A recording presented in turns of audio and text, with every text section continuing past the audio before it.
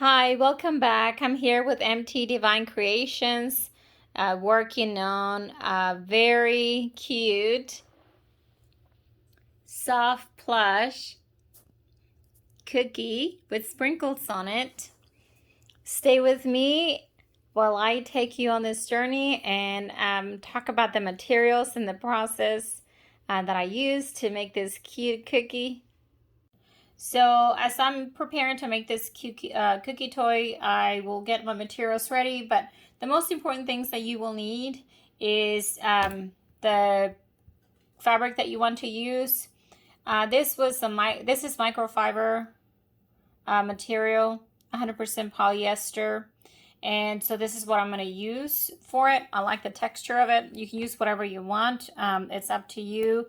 And you can get your fabric materials at your local craft store. You're definitely going to need some scissors, stuffing, and I'll talk about different variations and ways that you can do this at home with kids if you want to, or for kids with yarn, crocheting, and things like that.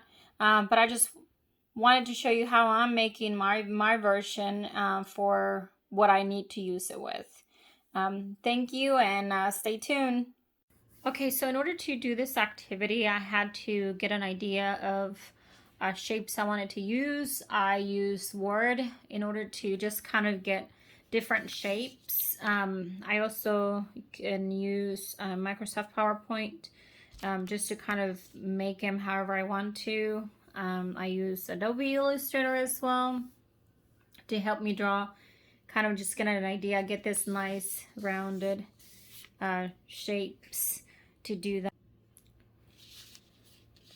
Okay, so then after that, what I went ahead and did was create through Adobe Illustrator the circles and the shapes of what I wanted to do. And then I had my husband just use the software for embroidery to make this happen and get the dimensions that I wanted. And so what I'm going to do now is I'm going to go ahead and cut my shape just to make sure that I have a nice rounded circle. Obviously I'm going to be sewing around it, so I'll need 2 parts of that, and I'll show you what that looks like. Okay, so I already went ahead and cut 2 pieces. I actually added extra space than I thought I needed. And again, that's just to allow the seam allowance as I'm running the machine through it. So stay with me as I show you what that process looks like. Okay, so I went ahead and changed my thread to make sure it matches the color. I put both of my fabrics inside out. And I'm just going to go around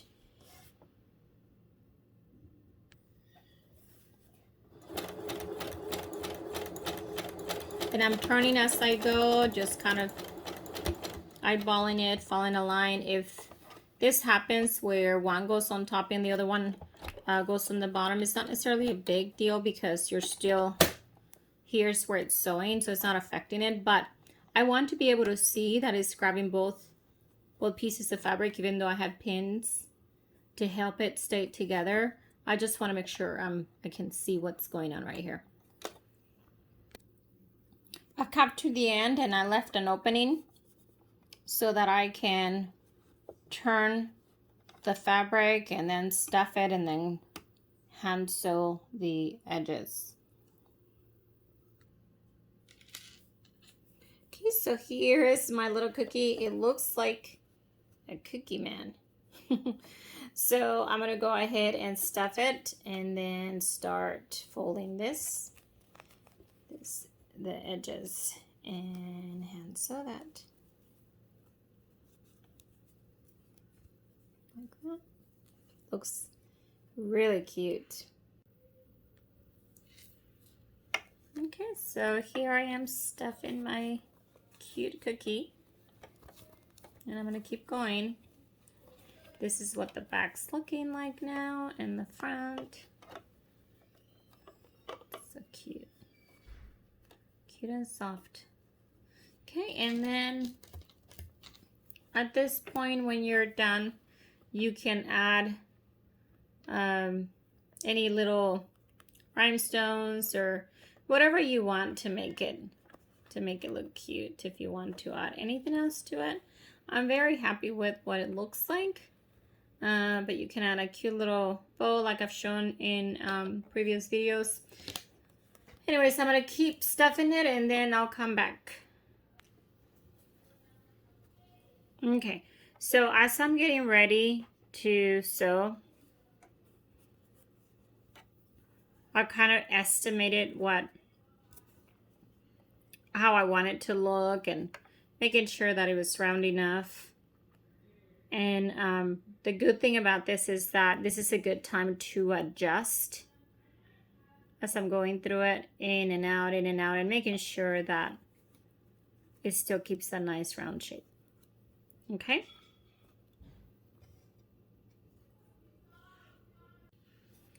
Okay, so here's my needle, and right now I'm using a large needle, and I'm doing it for this purpose. So all I'm doing with this is I had both sides folded in, as I showed you previously. And so I go in and out, in and out, in and out, in and out, in and out. Okay? And that's what I did. So now I'm just going to pull. Just going to pull it. And the good thing about using the same color thread is that even if you have even if you show something, like you show a stitch, it's okay, because you know you won't be able to see it as much. I try not to, but if it does. And I think that for me, that's the beauty of making something handmade. And so that's what that looks like. Also, the good thing about this type of fabric is that you won't be able to see all of it, you know. You won't be able to see it because of the texture that it has.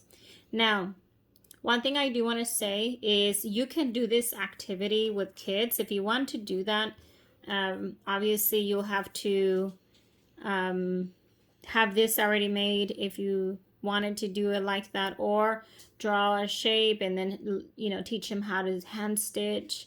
I had my daughters do one with a donut with yarn, and they were crocheting, and so it was all crocheted, and then after that they used the needle to make the little sprinkles, and it was just the line line with the yarn, different colors, and it turned out so cute. I'll have to show you that in a video. Maybe I can show it to you when I'm done. But that's just a variation, and they don't have to sew depending on the age of the child. You can actually have them glue. But I think this will be a really cute activity. It reminded me of my daughters making the donut, and they made also a camera, and it was just so cute. So like I said, depending on the age of the child. I'm needing this I've been needing this for my work for some time. So so I'm excited. I don't have to do the back of it because I will not be showing that. But my kids will also be able to play with it if they wanted to. But depending on what you're using it for, you can do both sides, obviously, to make it more realistic.